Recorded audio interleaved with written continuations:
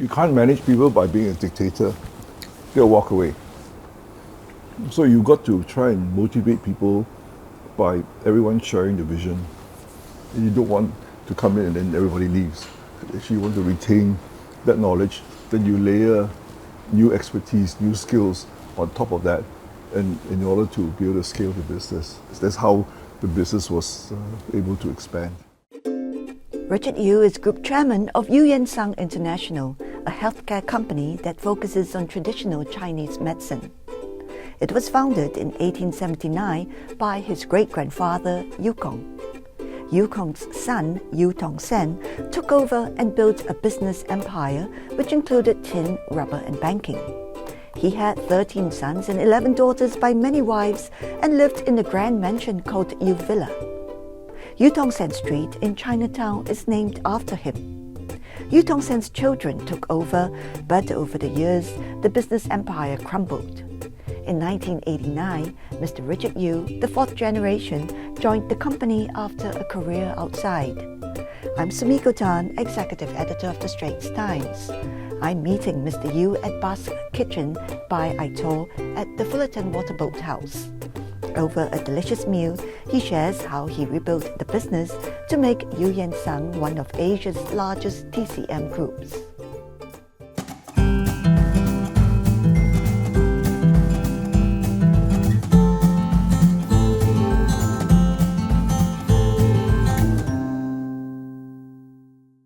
Mr. Yu, you had your own career before you joined the family firm.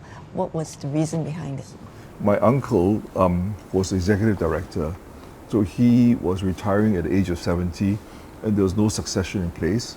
My father was probably the single largest shareholder amongst the family, although we only had about 10%. And so I felt that it was a possibility for us to enhance the value of our shareholding by contributing and so on, and also to help perpetuate the company. At that time it was a very small company and it could have gone any way, it could have gone bust. So I thought that this was an opportunity I could use whatever I had learned in my former life to try and grow the company. So when you went to Eu Yan Sang, did you have a vision for what you wanted it to be? I wanted Eu Yan Sang to try to fulfill its mission. Yan Sang is not anyone's name.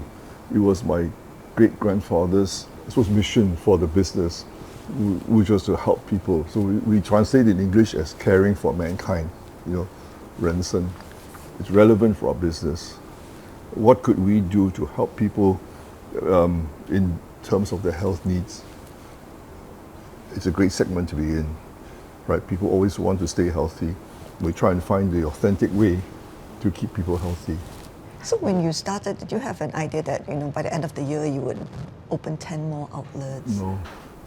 The first question I asked when I joined was, I had a very small management team at that time. There was about 5 of us. So I asked the question as to what business are we really in? What is our business model?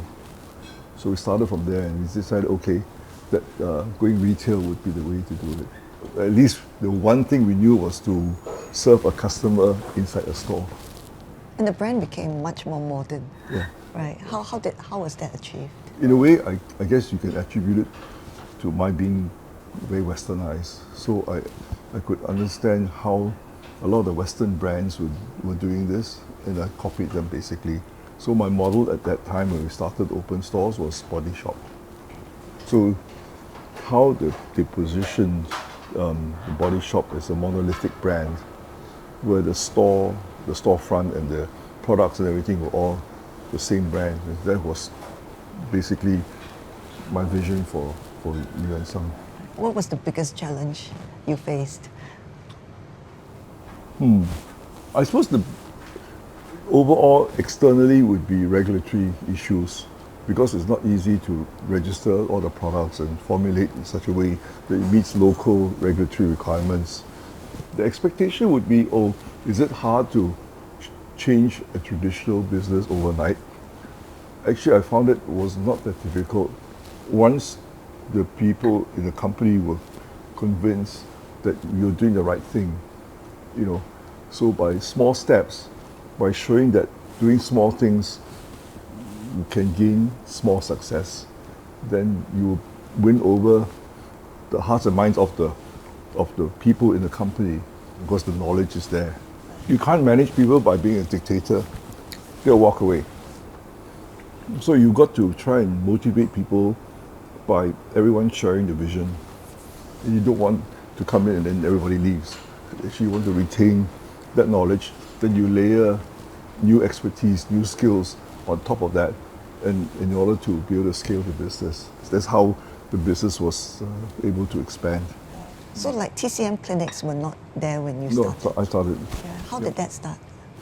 My uncles were reluctant to open clinics because they felt that there will be liabilities if anything goes wrong.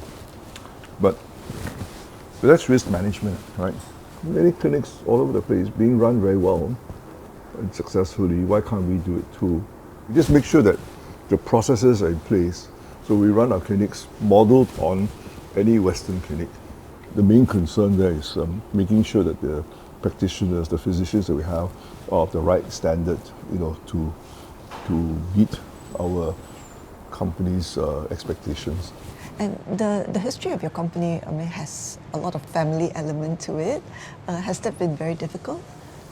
It was difficult only at the very beginning, but once we started to do the buyouts and we're able to stand our own without having the interference from family shareholders, I think from that point it was okay, no problems. Yeah. I'm sure you get this question a lot. It's about the third generation curse, and you were actually fourth generation, and there's even fifth generation use in the company now. Would you like to comment on that? The issue here is about why businesses break up because of the family dynamics. And so I try to take that away by institutionalizing this business. So the Yuan Sang as a company is not a rice bowl for the family, but the family should be regarded more as a business family rather than as a family business. We've been in business for a long time, right? Several generations. Have we learned anything? Is there something else we can apply?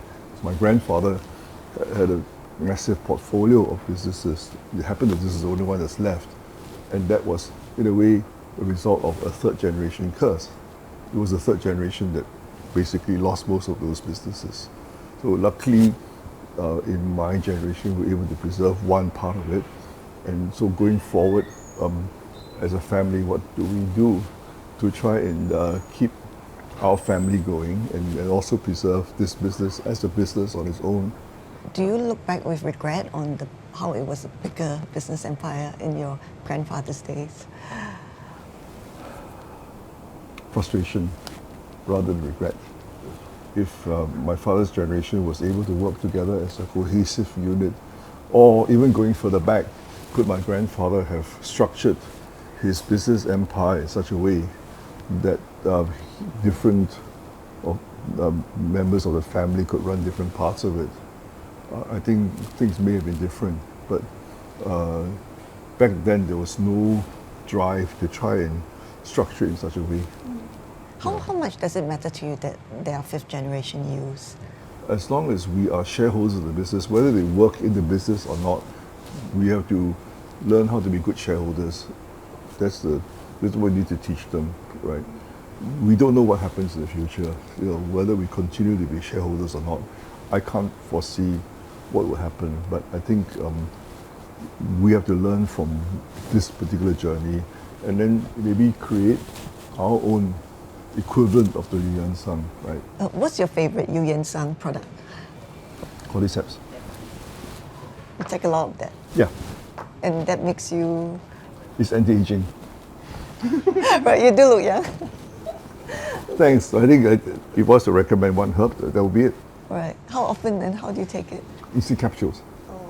Yeah, I'll take 2 every day. In the morning? Yeah. Okay. Amongst 16 other herbs, but yeah. Okay, thanks for the tip. Thanks very much for having lunch. Thank you very much. I find great strength when I journey with people in their life, in their struggles, when I give them hope, when I give them comfort in their times of difficulties.